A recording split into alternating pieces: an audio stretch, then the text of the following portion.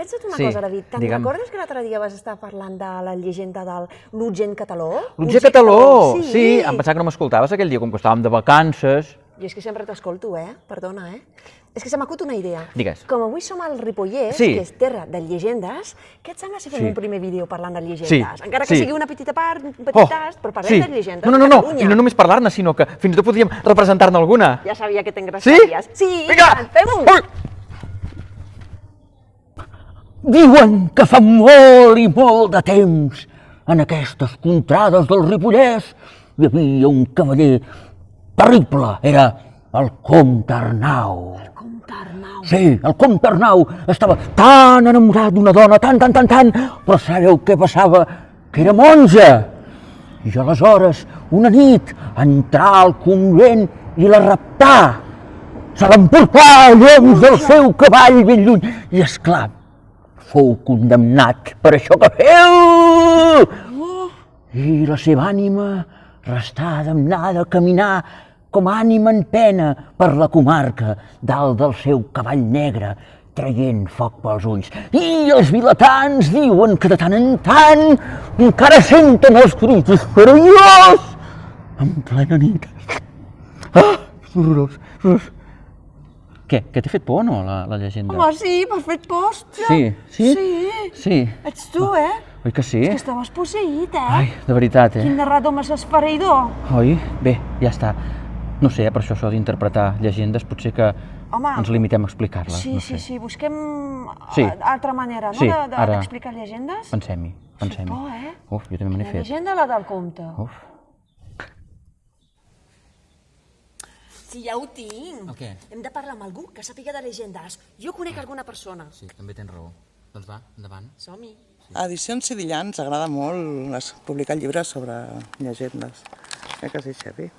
Sí, ens agrada explicar les coses que ens expliquen. Entre altres coses perquè si no les expliquem arriba un dia que es perden.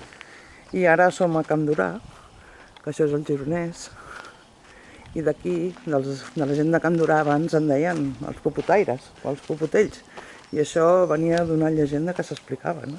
Els hi deien popotaires, popotells, que sou gent de mala vida.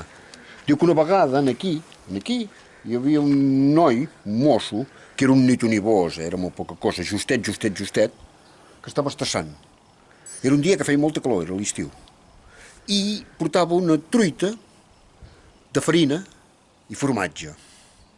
Farina i cansalada, ja ho direm bé. I, com que feia tanta calor, a l'hora d'anar a menjar la truita van entrar aquí, a l'església. Que era com ara, però més espatllada. Al teulat hi havia molts de forats. I ell entra cap aquí, amb la truita, de farina i cansalada, es posa a menjar la truita davant de la Mare de Déu. I amb aquestes, que una puput va entrar per un dels forats que hi havia al teulat.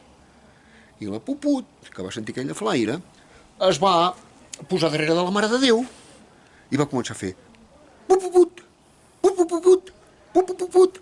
I el mosso anava mirant, i anava mirant la truita, i anava mirant la Mare de Déu, i pupuput, pupuput. I al final el mosso diu: no, mi senyora, que no pot pas, que és una truita de farina i formatge. I així és, coses que s'explicaven abans i que ara ja no s'expliquen. I que si no s'escriuen, es van perdent. Ei, molt interessant, Però tant. M'ha agradat molt. M'ha agradat moltíssim. I molt professional, com sempre. Exacte. Sí que n'hi ha gent experta. Oh, i tant que n'hi ha, no com nosaltres, oi? Però mira, n'hem après de coses de llegendes. Sí. Vinga, va, continuem, a veure què fem amb les llegendes. Val, d'acord, som-hi. Oh, com m'ha agradat venir aquí al Ripollès. Molt preciós. Home, el paisatge és espectacular, però és que a més és la terra de llegendes per excel·lència. Tantes llegendes, oi? I tant, i que les llegendes són molt importants perquè ens permeten entendre com és una cultura, fins i tot com és una llengua, no? Perquè quan les tornem a llegir, com que estan escrites en un llenguatge una miqueta més arcaic, recuperem paraules que ja estan en desús. Per tant, us animem a que llegiu amb moltes llegendes i que en gaudiu, i que les visqueu també. És que n'hi ha tantes, oi? És que són contes, Són contes. I aquí a Catalunya, una de les primeres llegendes que vaig conèixer va ser la de Sant Jordi. El drac, la princesa... Home, és una festa molt estimada. Mira, a mi una llegenda que m'agrada molt, tot i que parla d'uns éssers mitològics, i crec que un altre dia podríem fer un altre vídeo parlant de la mitologia dels països catalans. Molt bé. Però són aquests, els meneirons, que són aquests petits éssers dels Pirineus, que els has de tenir tancats amb un potet sempre d'aquests d'agulles, perquè quan surten ells volen començar a fer feines, volen fer coses, és a dir, que et concedeixen molts desitjos, però els has de tenir sempre atrafegats fent feines, perquè si no, ja us ho explicarem. Sí. Doncs mira, per no atabalar-me, jo prefereixo anar a l'illa de Xauxa. Xauxa. Sí, l'illa de Xauxa és una illa on és obligatori no fer res, o sigui que allà no s'hi treballa. I a més, la natura ho porta tot. Els arbres, el riu, i fins i tot cauen del cel teles, o sigui, teixits, roba, mobles... És un bon lloc per anar a l'illa de Xauxa. Home, m'encanta aquesta illa. A mi una altra llegenda que també em sembla molt bé, que també parla d'una illa, és l'illa de les dones. És una illa que només hi ha dones. Tu vas allà al mig del mar i només... No, clar. Illa d'homes no n'hi ha, no? No ho sé, la llegenda era aquesta, no pretenia dir res més. I qui s'hi fa allà? Bé, és una illa que estan allà, estan les dones, deuen estar molt tranquil·les, sense homes també segurament, sí.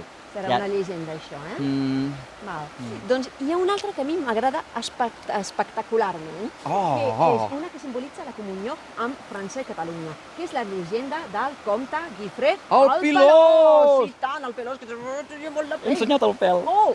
Què dius, això? No ho he vist. Però m'agrada molt, perquè és la unió de França i Catalunya. Per què? Perquè quan el comte Guifré, el Pelós, estava a punt de morir, el rei de França, el francès, el rei dels francs, va venir.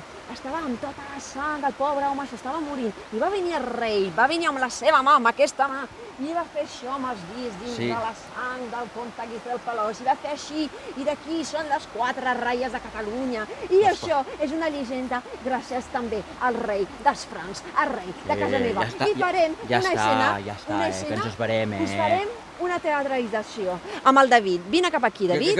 Farem una cosa. Agafarem aquest bastó, farem una miqueta de sang. No, però aquí així. Però si els nostres amics veuen